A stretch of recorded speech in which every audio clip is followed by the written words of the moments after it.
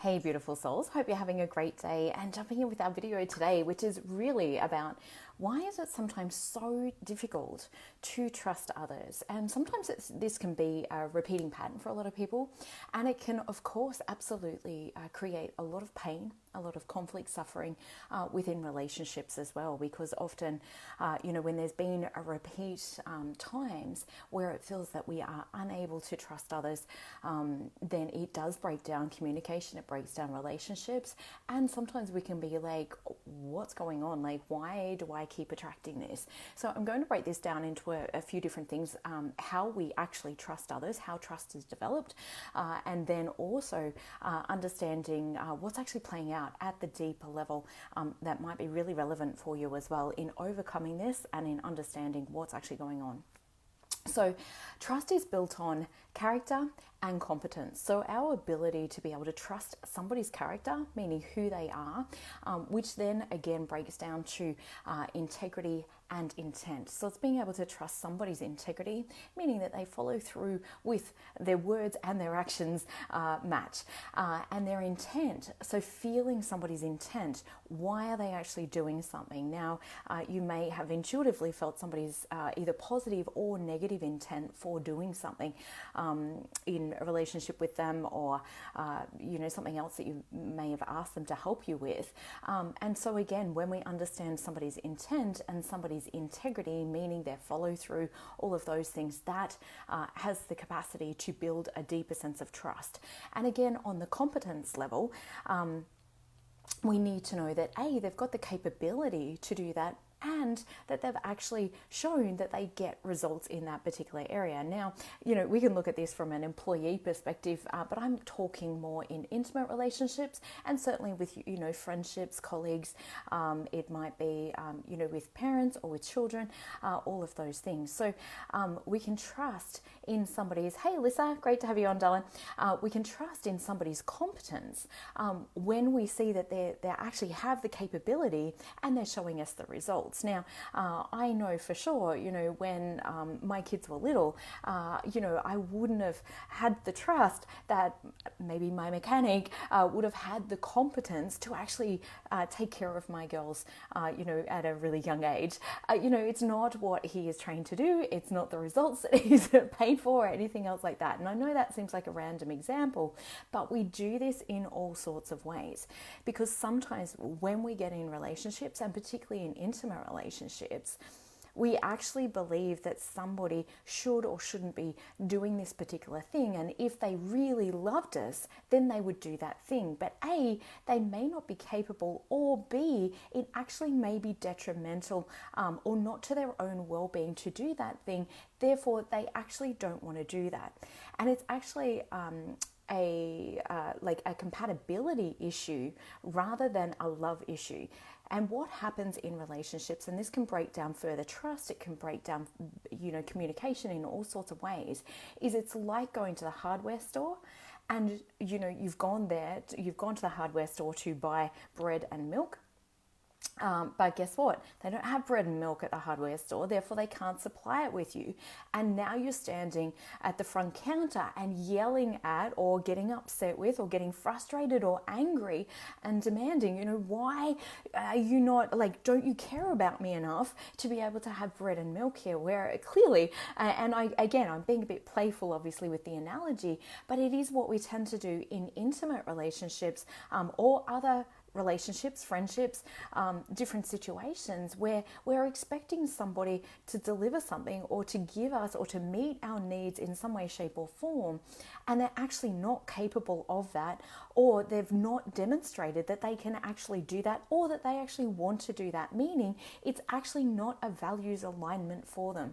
And if your values are a lot different in relationships, you are going to keep bumping up against this, and often we project to the other person, if you truly loved me, you'd be doing this thing, or you'd be okay with this, or you wouldn't argue with me about this, or you'd show up in some way different if you really loved me.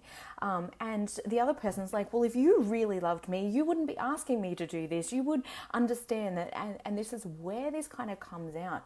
So in order for that to happen, we have to, and to continue asking, and to be continuing in that conflict suffering, we have to be in denial in some way, shape, or form, meaning that we're actually really truly believing that this person, if they actually really loved us, that they would do this thing, as opposed to really understanding that it's actually not something that that person is willing to supply, just the same as the hardware store doesn't supply, generally, not to any that I've been to anyway, generally doesn't supply milk and bread.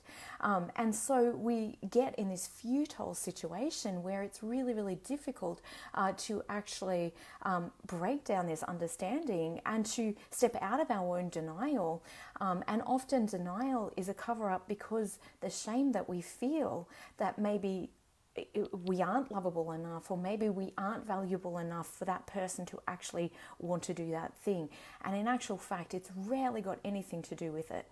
Now, when we start to make a value statement, meaning I'm not valuable, or I'm not lovable enough, or I'm not deserving enough, guess what? We end up attracting more and more people into our life that actually demonstrate that to us, meaning we tolerate more and more situations that are not kind, that are not loving, where that trust gets broken down again and again and again.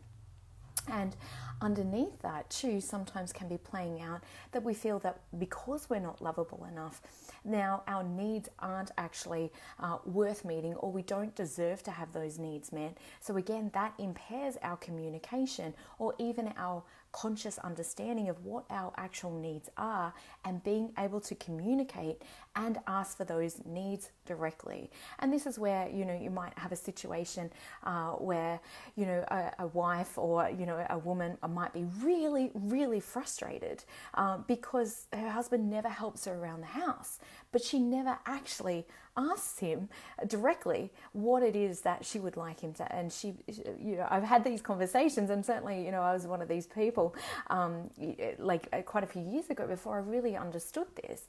And it's kind of like where, like, oh my God, can't you see everything that needs to be doing?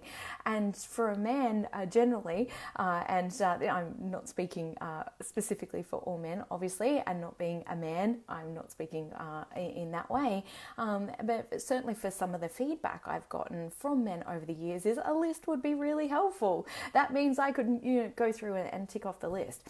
So again, when we're not loving ourselves, when we're not appreciating ourselves, often we will not be communicating our needs, and we believe that the other person should mind read what it is that we're wanting or desiring or needing, without us actually having to communicate that directly.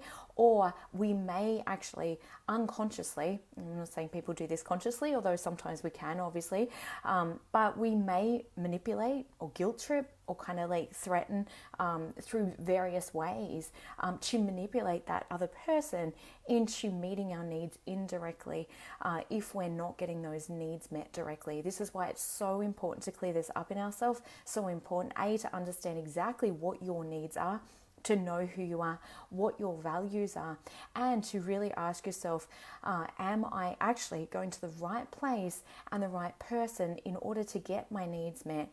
Or is this a compatibility issue where I actually can't trust that that person is going to be able to meet that need because, they're either not capable or they're not competent, but we're still expecting to be able to trust that person.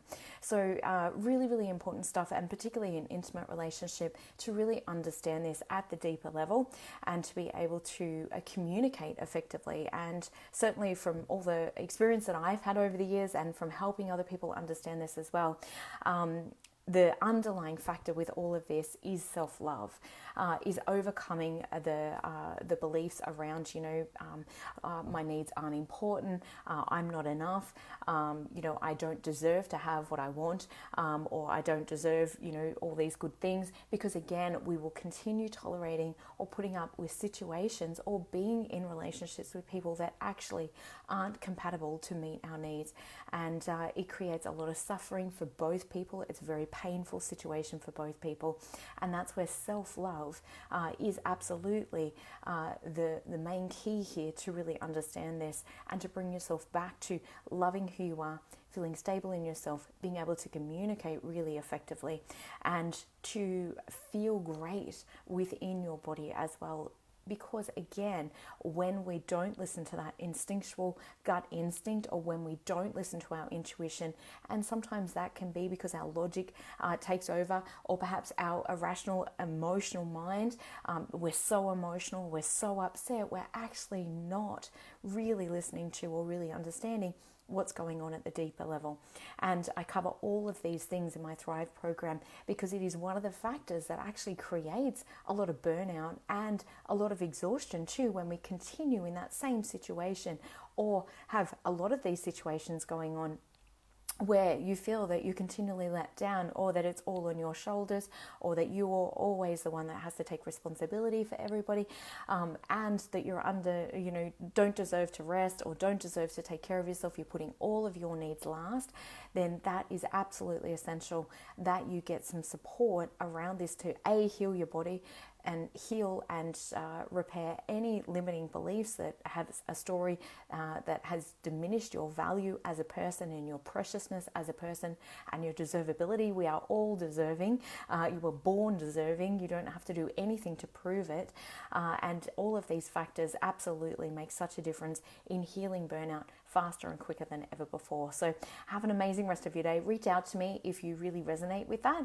And certainly from that perspective, if you are experiencing a lot of fatigue, exhaustion, feeling completely drained, please make sure that you reach out and message me. Let's have a chat and see if and how I might be able to help you. Have a great day. Bye.